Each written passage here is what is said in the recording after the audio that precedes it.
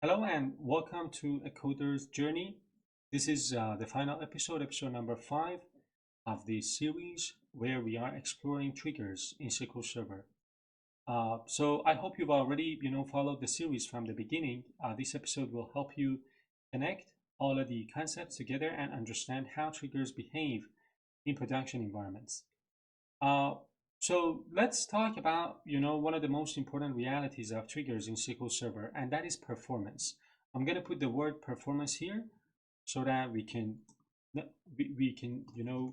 of understand what we want to talk about. Triggers execute inside of the same transaction as the original, SQL statement that caused them to fire. This is something that I talked about in the first episode, and it is very important because it directly affects how your system behaves under load. For example, imagine you execute a simple insert into statement. That statement might seem fast on its own, but if it activates a trigger that performs additional operations such as joining multiple tables, writing audit logs, or validating business rules, then all of that work becomes part of the same execution flow. So that means that the original query doesn't complete until the trigger finishes its execution. So as a result, if the trigger logic is slow, the original operation also becomes slow. And this can have a direct impact on application performance, especially in high traffic systems where many users are executing writes at the same time. There is also another important consequence of this behavior, and that is locking. By the way, I have another playlist on transactions in SQL Server. You can watch that if you want and dive deeper into the topic of locking.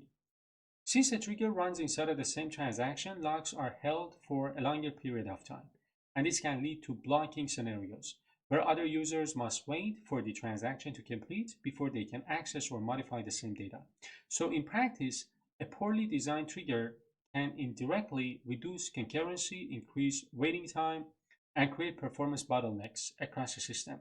This is why understanding trigger execution cost is just as important as understanding their functionality.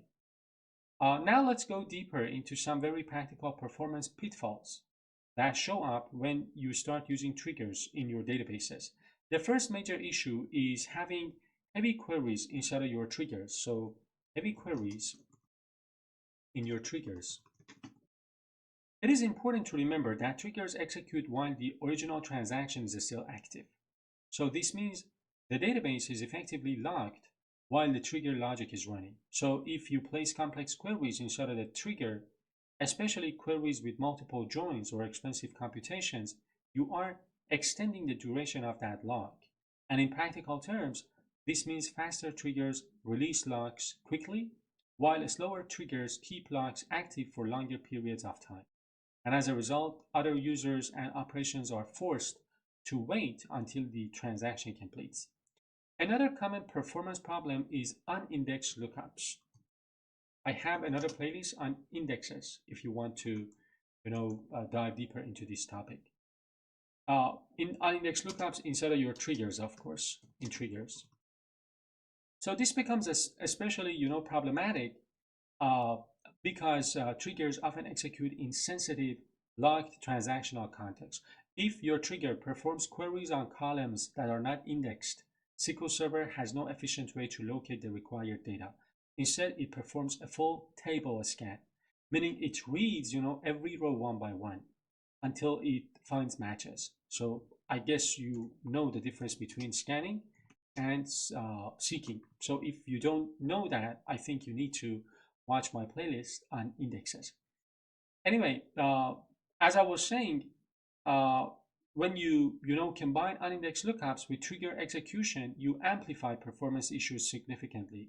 The trigger not only runs in a locked context, but it also performs slow operations internally, which further delays transaction completion. Another important pitfall is trigger cascading. Cascading, which we already discussed earlier in the series. This happens when one trigger fires another trigger, which then fires another one, creating a chain of operations. In real-world systems, this can quickly escalate into a situation where a single update statement results in multiple additional operations across several tables. And this creates what is essentially an explosion of work behind the scenes. So as a result, a simple query can, become a heavy operation involving multiple writes, multiple triggers, extended transaction times. This is why a key rule to remember when working with triggers is that more triggers usually means more work, and more work means longer log durations and increased blocking for other users. Finally, another subtle but important performance issue is overusing triggers for logging, uh, logging excessive amounts of data.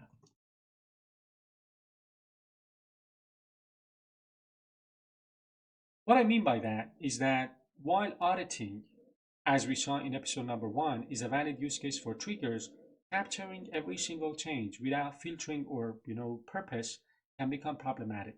For example, storing large text fields, JSON payloads, unnecessary change history can significantly increase the storage requirements. Over time, this also leads to database bloat, where the size of your database grows rapidly without adding real value. So while triggers can be helpful, for logging, for auditing, they should always be used selectively, focusing only on, data that is truly meaningful and necessary for tracking business activity. So that was it for this final episode of this series. I hope you've enjoyed the full journey through SQL Server triggers, and you've gained a deeper understanding of how they work in real-world systems. If that's the case, make sure to give the video a thumbs up, subscribe to A Coder's Journey. Feel free to explore other playlists on the channel about SQL Server, like the playlist I've got on transactions, on views, on store procedures, on indexes, and so on. I will see you in the next series. Take care. Bye-bye.